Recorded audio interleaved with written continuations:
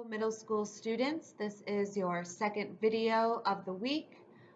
In the last video, we talked about some explorers, and today we're going to talk about some Spanish explorers that ended up in Arizona.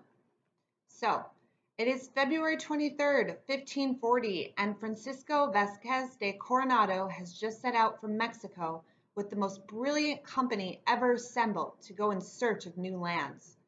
They are going to the area near the Arizona and New Mexico border. They have heard that the 7 cities of Cibola are located here. Stories say that the cities are made of pure gold and contain treasures of every kind. Coronado leads the expedition, a journey taken for a specific purpose, wearing his plumed helmet and his shiny armor. At his side is Fray Marcos, a Spanish monk and explorer. Marcos says he has seen one of the golden cities, and he is excited to take Coronado to it. They are taking 336 Spaniards, 1,000 American Indians, 1,500 horses and mules, and hundreds of cows, sheep, and pigs on the journey. Slowly, the large group moves north. It takes most of the day to set up and break down camp, kill cows or pigs for supper, and look for any animals that have been lost along the way. Coronado worries they will be caught in the desert in the worst heat of the summer if they can't travel any faster. He decides to ride ahead with Fray Marcos and 100 soldiers. For weeks, the men go on. Their food runs out and they have to eat whatever plants they can find. Several soldiers die from eating poisonous plants. One afternoon, they march out onto a high desert plateau, climb a mesa, and look down. There they see the first of the 7 cities. The soldiers look at Fray Marcos in surprise. They can't believe what they see. Below them on the plateau is a small village of yellow mud houses. Is that what they had marched for months through the burning desert to find? On July 9, 1540, the soldiers attack the village. The natives defend themselves by throwing huge rocks down on the soldiers. In less than 1 hour, the battle is over. The natives surrender to the Spaniards. The soldiers search the village but find no gold or silver. Coronado continues his journey, but he finds no treasure. He returns to Mexico, where the Spanish believe he has failed. It will be 40 years before they send any more explorers to Arizona. Although the Spanish thought Coronado's expedition was a failure, he actually accomplished a great deal. He and his men discovered the Grand Canyon. They explored and wrote about the southern half of the American desert. They introduced horses, sheep, pigs, and cattle to the area. The Coronado National Monument and Coronado National Forest were named after Coronado, so that we remember him today. All right. At the bottom of the Grand Canyon's western end lives a tribe of American Indians, the Havasupai.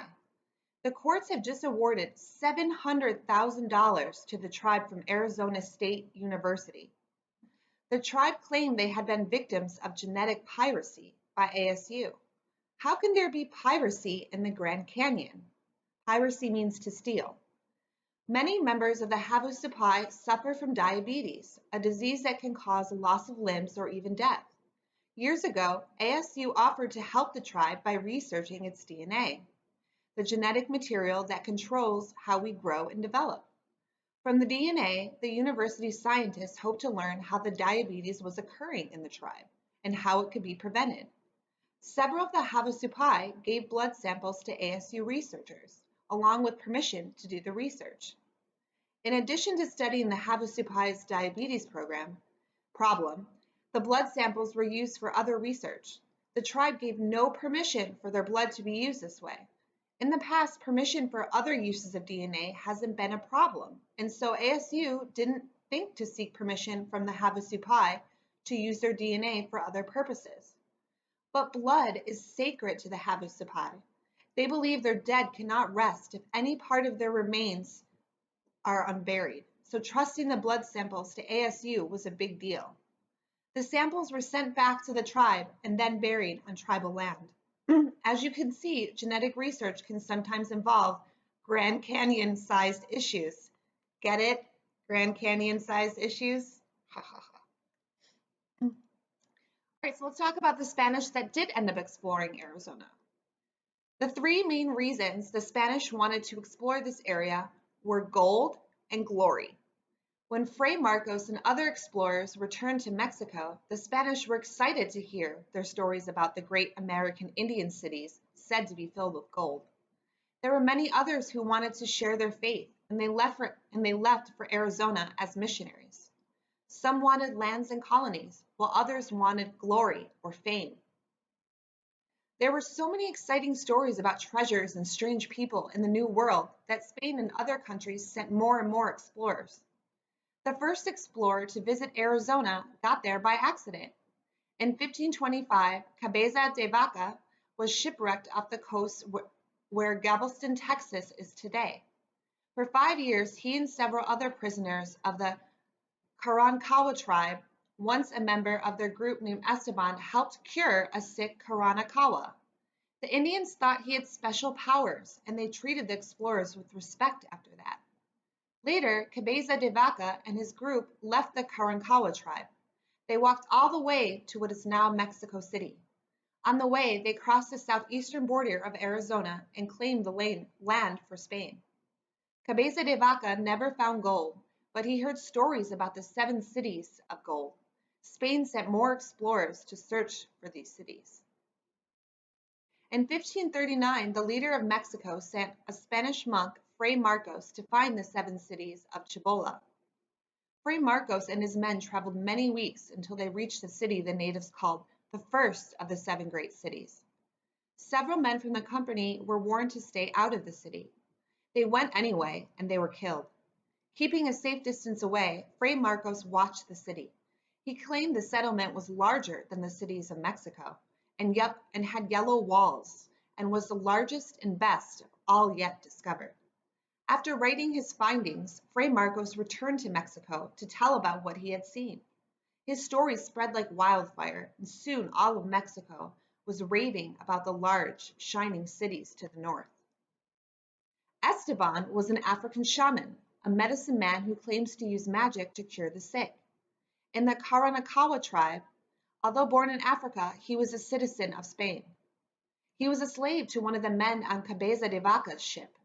His owner died in a shipwreck on the coast of Texas, but Esteban survived. He learned the language of the Indians, and he performed many healings with bells on his wrists and rattles in his hands. He later helped found a route or a path of travel for Fray Marcos, who went ahead of the Coronado expedition. Esteban was killed by the Zuni tribe because they didn't know him. They never got to see his healing powers. When the Spanish first explored Arizona, many of the American Indians had never seen horses.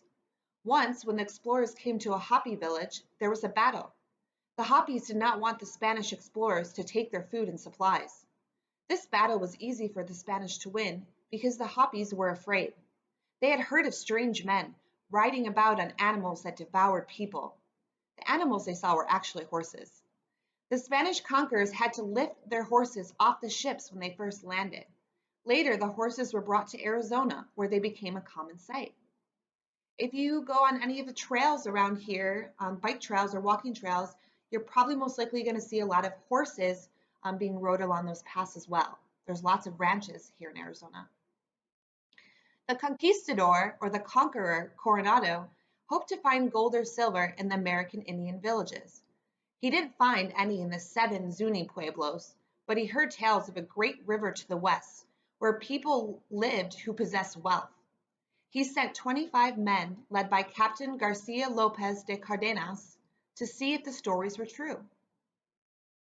Cardenas led his party west through many Hopi villages and across a high, windy plateau. Excuse me. Suddenly, they came to the rim of a huge crack in the earth. A thin stream trickled along the bottom. 3 men climbed as far down as the canyon as possible, but they could only make it part of the way. The canyon was even bigger than it looked, and so was the stream at the bottom. The river far below, but they never found one. The men searched for days for this river. Cardenas had discovered the Grand Canyon, but he was not impressed. He was looking for gold, not for natural wonders. Cardenas and his men returned to Coronado to tell them that they had failed. All right. So, let's talk about the natives keeping the Spaniards on the run. It didn't take long for the natives to understand that their only weapon against the Spanish was the Spanish greed. They found out that the Spanish wanted gold so much that they would be willing to do just about anything to get it, including traveling great distances to find it. Whenever the Spanish came around, the natives told them about fabulous cities of gold far, far away. Greedy Spaniards wanted the gold so much that they left almost every time. Clever of the natives, wasn't it? All right, so how did Arizona get its name? Well, for many years, the Spaniards told stories about great treasures hidden in the north that had never been found. We now know that because the natives wanted to get them far away from their homelands. In 1736, silver was found in southern Arizona. A Yaqui native bought samples to a Spanish merchant who told others. Soon, thousands of Spaniards rushed to find the treasure. It was located at a place the American Indians called Arizonac. The silver was found in sheets on top of the hills and gullies, so the find was known as planchas de plata, which means sheets of silver. These strange nuggets averaged from 25 to 50 pounds, with one weighing as much as 425 pounds. Within a few months, about 10,000 pounds of silver were taken from the area. This made Arizonac famous. When it came time to name the territory, it was called Arizona, which is Arizonac without the C. All right, so here's your bonus article on the gray wolf. We talked about the gray wolf when we were talking about animals in North America. For a long time, there weren't any wolves living in the forests of Arizona. But in 1998, 13 Mexican gray wolves were released into their new home in the Apache Sitgreaves National Forest in northeastern Arizona, close to the town of Alpine. The White Mountain Apache tribe wants to help and has allowed wolf packs to form on their reservation. The gray wolf is also called the timber wolf. It is usually gray in color, but can be anywhere from white to black. Gray wolves live in packs of 4 to 7 in a den that is 60 to 30 feet below the ground.